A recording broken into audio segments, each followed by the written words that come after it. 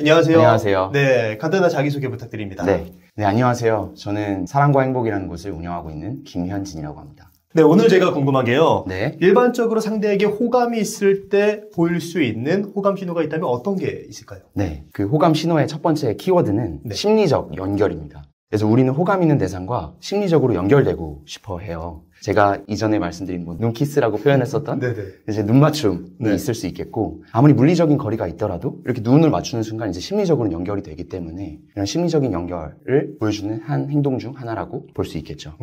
두 번째는 공감적 태도입니다. 상대방에게 호감이 있으면 그 상대방의 감정에 튜닝이 되는 경우가 있어요. 그래서 상대방이 기쁨을 경험하든 슬픔을 경험하든 나는 그 감정을 동일하게 그 순간에 함께 경험하게 될 가능성이 높겠죠. 그렇다 보니까 공감적인 태도가 더 많이 나타날 수 있겠고요. 보통 상대방이 그렇게 슬퍼하거나 하면은 야 그런 거 잊어버려 그런 거 가지고 슬퍼하고 그쵸. 그래 라고 생각하는 게 상대를 위하는 길이라고 생각하시는 분들도 있는데 그거는 좋지 않은 방법이다. 그렇죠. 그 순간만큼은 그 감정이 그 사람이 충분히 경험할 수 있는 감정이라는 것을 인정을 해주고 그걸 이제 보듬어주고 위로의 한마디씩을 이제 건네는 게 더 맞는 방법이지 않을까 싶습니다. 그리고 세 번째는 연락을 지속적으로 이어가려고 하는 행동이에요. 그러니까 물리적으로는 아무리 떨어져 있어도 우리가 메시지라든지 전화라든지 이렇게 연결감을 얻을 수 있는 행동들이 있잖아요. 그러다 보니까 호감이 있으면 상대방에게 계속 연락을 취하게 되고 연락을 하는 순간만큼은 물리적인 거리가 있어도 심리적으로 계속 연결되어 있는 어떤 선이 생기는 거죠.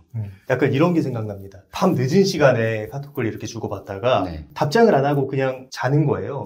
그 이유가 뭐 잘 자라고 이야기할 수도 있지만 그렇게 되면 이야기가 종결되잖아요. 그렇죠. 그 명분이 없어진다는 거죠. 그쵸. 다음 카톡으로 이어나갈. 그쵸. 그런데 다음 날에 일어나서 나 잠들었어. 그런데 맞아요. 오늘은 뭐해? 하면서 서로 대화를 이어나가려고 하는 것도 일종의 그렇죠. 그러니까 어떻게 보면은 연락이 끊기지 않은 방법 중에 하나일 수 있겠죠. 그럼 이제 그 사람과의 보이지 않는 선이 계속 생긴 상태로 유지할 수 있겠죠. 그리고 네 번째는 차이점보다는 공통점에 초점을 두는 것입니다. 10가지가 다른 점이 있더라도 한 가지만 비슷해도 우린 좀 통하네? 라는 이런 표현을 하게 되는 거죠. 그래서 이런 4가지 측면에서 이 심리적 연결이라는 키워드를 말씀드렸고요. 그리고 두 번째 키워드는 다가감입니다. 다가감이요? 네. 우리는 호감이 있으면 이런 심리적으로 뿐만 아니라 물리적으로도 다가가려고 하는 마음이 당연히 들 수 있겠죠. 그 사람의 주변에 항상 맴돌려고 한다든지 같은 테이블에 합석을 하려고 한다든지 그런 모습들로 나타날 수 있겠죠. 근데 이게 더 나아가서 이런 가벼운 터치나 이런 접촉 같은 것들은 이제 물리적 거리감이 이제 거의 없는 상태까지 나아갈 수도 있는 거죠. 그래서 호감이 있을수록 더 상대방에게 뭔가 물리적인 접촉을 하려는 시도들이 늘어날 수밖에 없겠죠. 만약에 내 성격 자체가 그렇게 가까이 다가가는 게 어렵다고 하더라도 내가 만약에 0에서 100까지 다가갈 수 있는 사람이라면 100을 못 넘을 수는 있더라도 그 100까지는 갈 것 같아요. 이 모든 이 호감의 신호들 뿐만 아니라 이 다가감 역시 일방적이면 안 된다는 거예요. 피해를 줄 정도로 그런 표현을 하면 안 된다는 거죠. 저 역시도 만약에 누군가한테 고백을 한다라고 했을 때 이런 경우도 있죠. 나 얘 좋아해 라고 하면서 주변 사람들 막 알리는 거죠. 그런 사람들이 있죠. 그렇죠. 근데 그거는 사실 따지고 보면은 상대방에 대한 충분한 배려가 안 된 거죠. 이런 다가감이 있어서도 마찬가지죠. 그런 거리감이라든지 이런 것들이 상대방이 조금이라도 불쾌감을 주는 것을 본다면 그거는 그 자신에게 전혀 도움이 되지 않는 행동이거든요. 오히려 불쾌감을 안겨주고 비호감으로 나아가는 길일 수 있으니까요. 불쾌한 스킨십을 하거나 그렇죠. 혹은 뭐 사람 많은 데서 갑자기 대뜸 고백을 하거나 그렇죠. 그런 거는 상대에게 굉장히 민폐일 수 있죠. 그렇죠. 그래서 다시금 말씀드리지만 이 모든 것들이 일방적이면 안 된다. 그 상대방에 대한 배려가 충분한 그런 시도들이어야 된다. 신호여야 된다라고 말씀드리고 싶어요. 그리고 세 번째 키워드는 기쁨입니다. 호감이 있는 대상은 그냥 존재만으로도 우리에게 기쁨을 가져다 주잖아요. 그래서 이런 기쁨은 제가 그때도 보여드리긴 했지만 진정한 미소, 기쁨의 미소인 이 눈가에 주름이 잡히는 미소를 이제 보일 수 있겠고 그리고 언어적인 표현 자체도 호감 있는 대상과 함께 있으면 이런 표현들이 나타나는 거죠. 행복하다. 정말 좋다. 시간이 안 갔으면 좋겠다. 라는 표현들이 나도 모르게 나오는 거죠. 왜냐면 이 호감 있는 대상과 함께하는 이 순간이 너무나 행복하고 이 시간을 그대로 온전히 만끽하고 싶기 때문에 끝까지 긍정적인 대화를 좀 더 많이 사용하게 된다는 말씀이신가요? 그렇죠. 그 문장 안에 긍정적인 감정 단어들이 포함될 확률이 더 높겠죠. 근데 시간이 안 갔으면 좋겠다라는 표현이 과연 호감이 없는 대상과 있을 때 나올 수 있을까? 정말 특별한 일이 아니고서는 나오기 쉽지 않을 것 같아요. 호감이 없으면 시계를 보거나 그쵸. 문을 쳐다보거나 그렇죠. 어떻게 해서든 이 자리를 벗어나려고 할 텐데 호감이 있으면 그런 식으로 표현을 하겠죠. 그리고 이제 네 번째 키워드는 관심과 집중입니다. 호감이 있을 경우에는 호감이 있는 상대방에 관한 정보 하나하나가 굉장히 소중한 가치로서 다가옵니다. 그래서 상대방이 이렇게 느낄 수 있겠죠. 아, 이 사람은 나한테 정말 호기심이 많고 나에 대해 궁금증이 참 많구나 라는 느낌이 들 정도로 질문을 많이 할 수도 있고, 그 질문에 대한 답을 들었을 때 그걸 굉장히 소중하게 아끼는 것처럼 다루면서 간직을 하는 거죠. 우리가 매우 귀중하고 값진 물건이 있을 때 그걸 어디에 뒀는지, 그리고 그게 무엇이었는지 과연 잊을 수 있을까요? 없죠. 예. 호감 있는 상대방에 관한 정보 역시 마찬가지라는 거죠. 그러니까 상대방의 정보를 내가 잘 간직해서 그 필요한 상황에 아, 너는 이렇잖아, 이런 식으로 내가 그 사소한 것까지 기억을 해서 다시 돌려주는 거죠. 그래서 그런 모습들이 많이 나타날수록 아, 이 사람은 나한테 호감이 있구나라는 느낌을 줄 수 있겠죠. 예전에 제가 어떤 여성분하고 같이 식사를 한 적이 있어요. 네. 저만 질문을 하고 저만 노력하고 발버둥 치는 느낌? 너무 이 자리가 불편한 거예요. 그래서 이 사람은 나에게 호감이 없구나 라는 걸 한번 느꼈던 순간이 있었습니다. 그 질문하는 것 자체의 의미가 그게 몸장님께서 느끼신 거잖아요. 그쵸. 나에 대해서 궁금한 게 없네? 라는 게 거의 이꼴 나한테 호감이 없네라는 느낌을 준다는 거니까요. 그리고 마지막 5번째 키워드는 무조건적인 긍정적 존중입니다. 호감 있는 대상에게는 콩깍지가 쓰인 것처럼 이건 이래서 좋고 저건 저래서 좋다는 식으로 상대방에 대해서 무조건적인 긍정적인 존중을 해주는 거죠. 그래서 상대방의 의견이나 생각에 반박하고 내 생각은 달라라는 표현보다는 아, 맞아, 나도 그렇게 생각해, 어떻게 그런 생각을 할 수가 있어? 라는 식으로 상대방을 북돋아주고 칭찬을 해주는 표현들이 더 많이 나타날 수 있겠죠. 다시 정리를 해보자면 이 상대방에게 호감이 있을 경우에 이 나타나는 신호의 키워드는 심리적 연결, 다가감, 기쁨, 관심과 집중, 무조건적인 긍정적 존중이라고 말씀드릴 수 있을 것 같아요. 지금 한 8개 정도 되는 어떤 특징들에 대해서 이야기를 해주셨는데 남녀 공통적으로 나타나는 그렇죠. 특징들에 대해서 말씀을 해주신 것 같아요. 그렇죠. 그렇다면 이번에는 조금 더 세부적으로 남자에게만 나타나는 호감의 신호, 그러니까 내가 저 여자에게 마음이 있다. 그렇다면 남자에게 어떤 호감의 신호가 나타날 수 있을까요? 네, 그걸 좀 또 말씀을 드리려고 하는데요. 우선 지속적이고 장기적인 관계를 원한다는 가정하에 남성이 보이는 호감 신호를 좀 말씀드리고 싶어요. 남녀 간에 이런 차이를 얘기할 때 있어서는 이런 생존과 번식을 중심으로 인간의 행동적 특성과 이런 심리를 설명하려는 이 진화 심리학 얘기를 빼놓을 수 없을 것 같아요. 그래서 미래에는 어떻게 될지 모르겠지만 지금 현재로서는 여성과 남성이 이 번식의 측면에 있어서 생물학적인 특성이 명백히 구분이 되잖아요, 역할이. 그리고 성 역할 고정관념이 때문이라는 이런 비판도 있긴 하지만 이 여성과 남성 간에 자신의 파트너를 선정하는 데 있어서 좀 차이가 있다는 주장들도 있거든요. 그래서 이와 관련된 문헌들을 좀 몇 가지 소개를 해드리려고 하는데, 일단 첫 번째, 남성은 그 외모가 아름다운 여성을 많이 접하면 접할수록 자신의 배우자에 대한 헌신의 태도가 낮아진다고 해요. 근데 반면에 여성분들은 외향적으로 멋있는 남성을 아무리 접해도 이 배우자에 대한 헌신의 태도가 낮아지지 않는 반면에 오히려 이 능력이나 지위 면에서 뛰어나다고 평가받는 남성들을 많이 접할수록 배우자에 대한 헌신의 태도가 낮아진다고 하거든요. 그래서 여성분 입장에서는 이 배우자가 될 남성을 선택을 하는 데 있어서 이 과정에 이 육아나 이런 것들에 헌신할 수 있고 그 공동 부양자로서 능력을 충분히 갖췄는지에 대해서 충분히 고민을 하고 그거에 가치를 둘 수밖에 없는 것 같아요. 탐색을 할 시간이 필요하겠네요. 그렇죠. 이 사람이 공동 부양자로서 이 한 가정에 충실할 수 있는가에 대해서 따질 수밖에 없게 되겠죠. 그러니까 여성에 비해 남성분들은 이제 내가 호감이 있다라고 한다면 그 자신이 헌신적인 부양자로서 역할을 할 수 있다는 것을 어필하는 노력들을 더 많이 할 수 있겠죠, 여성분들에 비해서. 그래서 이와 관련된 구체적인 행동들은 여러분들께서도 충분히 떠올려 보실 수 있는 것처럼 자신의 사회적 지위, 경제적인 능력, 자신의 밝은 미래 등에 대해서 어필을 한다거나, 거기에 더불어서 당신만이 내 모든 것을 유일하게 쏟아부을 수 있는 사람이다, 이렇게도 표현할 수 있고, 그리고 자신의 애처가가 될 수 있는 사람이다 라는 것을 되게 강력하게 어필할 수 있는 그런 모습들이 많을 것 같아요. 물질적으로 공세를 하거나 정신적으로 공세를 하는 그런 어떠한 방법들이 직접적으로든 간접적으로든 보일 수 있겠네요. 그렇죠. 또 그 중에서 특히 더 강조해서 말씀드리고 싶은 부분이 있는데, 몸장님이 지금 수중에 10만 원이 있다라고 했을 때 제가 몸장님한테 갑자기 이 촬영을 마치고 몸장님, 제가 지금 너무 급해서 10만 원을 저한테 좀 주시면 안 될까요? 이런 식으로 요청을 드렸어요. 근데 몸장님 10만 원밖에 없어요. 그럼 과연 그 부탁을 들어주실까요? 어떨 것 같으세요? 들어주기 어려울 것 같아요. 들어주기 어렵죠. 10만 원밖에 없다면. 그렇죠.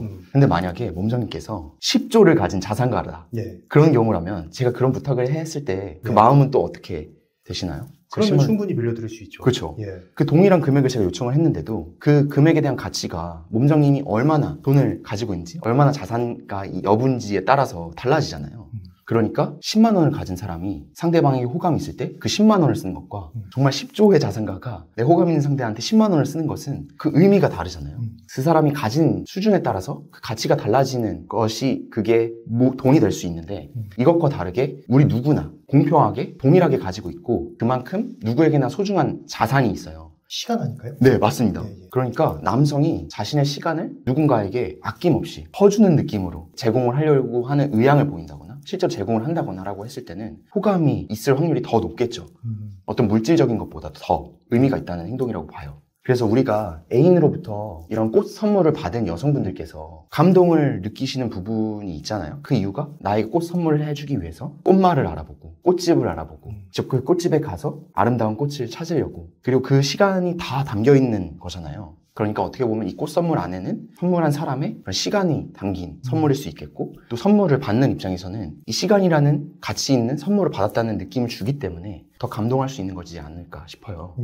지금 말씀하신 게 굉장히 좀 공감이 되는 게 카톡하는 거 솔직히 저는 별로 안 좋아하거든요. 그런데 내가 이제 진짜 좋아하는 사람과 소통하기 위해서는 내가 싫어도 주기적으로 카톡을 확인하고 같이 보내주고 그쵸. 그런 거 자체가 어떻게 보면 아주 사소한 거지만 나의 시간을 쓰고 있는 거이지 않나라는 생각도 들었습니다. 그렇죠. 호감이 없는 대상에게 시간을 쓴다는 건 참 어려운 일인 것 같아요. 그러니까 돈을 받는 거죠, 우리가. 일을 한다는 것 자체가 시간을 쓰는 건데 대가가 없을 때는 정말 어렵겠죠. 그래서 어떻게 보면 이러한 모든 노력은 내가 함께 미래를 만들어 나갈 상대방에 대한 하나의 투자이라고도 볼 수 있겠죠. 남성분의 입장에서는. 남자에 따라서 내가 좋아하는 이성에게 쉽게 다가가지 못하는 사람들도 있잖아요. 그쵸. 뭐 진화 심리학으로 봤을 때 그쵸. 뭐 과거에는 무리해서 쫓겨나는 게 죽음과도 비슷한 그쵸. 어떤 형벌이었으니까 그쵸. 쉽게 여성에게 접근해서 쫓겨나느니 차라리 다가가지 않는다라는 전략을 가지고 있는 유전자에 그렇게 새겨진 사람들도 있거든요. 그래서 내가 저 사람이 좋은데 다가가는 거에 대해서 어떤 불안감과 겁이 나. 그런데 이상하게 그 여자에 대해서 시간을 많이 써. 그렇게 시간 쓰는 게 실제로 나한테 무언가 그렇게 사근사근하게 대하는 것보다 더 중요한 기준일 수도 있겠다. 그렇죠. 아까도 말씀드렸지만 우리에게는 동일하게 다 시간이라는 자원이 굉장히 소중한 자원이기 때문에 시간을 쓴다는 거는 더 특별한 행위라고 저는 생각을 합니다. 그런데 호감 신호라고 생각해서 잘해보려고 했다가 그게 아니었어요. 그래서 오해해서 망신당하는 경우가 있을 수도 있을 것 같은데 그렇죠. 그럴 수 있죠. 그 오해하기 쉬운 호감 신호라고 생각하는 부분이 있을까요? 네. 상대방이 나의 말에 잘 웃어주고 잘 받아주고 그리고 공감해주고 지지해주고 그리고 나와 함께 있을 때 되게 친절하게 대해주고 배려심 넘치는 행동을 하면 오해할 수 있겠죠. 하지만 이런 행동들은 굳이 분류를 해보자면은 수동적인 형태의 반응들이에요. 그러니까 이러한 태도가 몸에 이미 익숙하게 배신 분들은 그 대상이 누군지 여부가 중요한 게 아니라 그 순간에 함께 있는 사람이 누구든지 그렇게 행동을 할 수 있다는 거죠. 그런데 이제 호감이 있을 경우에는 그 상대방이 먼저 적극적으로 행동으로 나타난다는 거죠. 먼저 말을 건다거나 아니면 상대방의 감정을 먼저 이렇게 살피면서 감정을 물어봐주고 계속 신경을 써주고 그리고 즐겁게 해주려고 한다든지 그리고 부탁하지도 않았는데 이거 내가 해도 될까? 이런 식으로 선뜻 나서서 하는 행동들은 적극적인 행동, 능동적인 행동들이죠 거죠. 그래서 이 호감 신호처럼 보였던 그 행동들이 과연 내 행동에 대한 반응들이었는지 아니면 그 상대방에서부터 먼저 시작된 행동들이었는지를 구분하는 게 되게 중요할 것 같아요. 그래서 곰곰이 생각을 해보니까 그 사람이 나한테 했던 행동들이 그 시작은 나로부터 시작이 됐다. 그럼 좀 더 그 호감 신호에 대해서 좀 신중하게 좀 판단을 해야 되지 않을까. 이거는 약간 남녀 공통으로 생각할 수 있는 부분이네요. 그렇죠. 그렇다면 반대로 나에게 호감이 있는지 확인할 수 있는 방법이 있을까요? 행복의 품격이라는 책이 있어요. 그 책에는 이런 표현이 나오는데요. 나를 진정으로 사랑하는 사람이 누구인지 알고 싶다면 그 사람이 나를 위해 시간을 얼마나 선물하는지 확인해보면 된다라는 표현이 있어요. 그러니까 일을 좀 적극적으로 활용을 해본다라고 한다면 시간을 많이 쓸 수밖에 없는 일을 부탁을 한번 해보는 거죠. 요청을 한번 해보는 거죠. 그럼 그거에 대한 반응이 어떤지를 한번 살펴본다면 이렇게까지 나에게 시간을 써주면 챙겨준다고 하는 느낌을 받을 수밖에 없을 거예요. 근데 그 반응으로서 거절을 한다든지 아니면은 정말 대충을 한다든지 뭔가 성의 없어 보인다든지 한다면 그 호감이 있는지 여부를 좀 판가름할 수 있는 반응이 되지 않을까 싶습니다. 이게 내가 그 테스트를 해본다고 너무 무리한 부탁을 하는 그렇죠. 그렇게 되면 맞아요. 있었던 호감 신호도 없어질 수 있을 것 같아요. 맞아요. 네.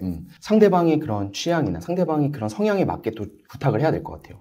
그렇다면 상대방, 남자의 호감 신호를 읽고 나서 그 다음에 반응하는 게 굉장히 중요할 것 같습니다. 그쵸. 어떻게 반응하는 것이 좋을까요? 상대방도 호감이 없지는 않고 나는 확실히 호감이 있는데 그럼 이제 어떻게 다가가야 될까 당연히 고민이 되고 참 어려운 문제인 것 같아요. 그렇기 때문에 이런 직접적인 고백, 이런 다가감이 어렵다면 서로 호감이 있는 상태라면 상대방과의 그런 잦은 교류, 접촉은 상대방이 가진 그 호감의 크기를 더 높일 수 있는 방법이 될 수 있거든요. 그래서 제가 말씀드리고 싶은 거는 이런 호감의 신호들이 계속 왔다 갔다 하는지, 그럼 이 사람은 나에 대한 호감의 크기가 어느 정도겠구나 좀 더 명확해질 수 있겠죠. 그래서 그런 부분을 한번 시도를 해보시면 좋겠다라는 말씀을 좀 드리고 싶고요. 만약에 항상 내가 먼저 연락을 하고 막상 이렇게 연락을 해서 만났는데 굉장히 그런 신호들이 잘 오는데 곰곰이 생각을 해보니까 상대방은 먼저 그렇게 나한테 다가오지 않았다라고 한다면 굉장히 더 고민이 될 것 같아요. 그랬을 때는 그 상황에서 만약에 저라면 적극적으로 더 계속 연락을 하면서 만나자고 하기보다는 한번 기다려 볼 것 같아요. 그게 어떻게 보면 좀 밀고 당기기라고도 표현할 수 있겠지만 그건 한번 점검을 해볼 필요가 있지 않을까 싶어요. 결국에 내가 이제 상대방과 잘 되기 위해서는 나만 생각하는 게 아니라 상대방도 생각해야 되고 그걸 한번 확인해 보기 위해서 그쵸. 잠깐 멈추는 것도 그쵸. 필요하겠다. 그렇죠. 처음에는 참 100m 선수처럼 달려가잖아요. 멈춤이라는 표현이 저는 되게 와닿았는데 그럼 멈춤도 좀 필요한 것 같아요.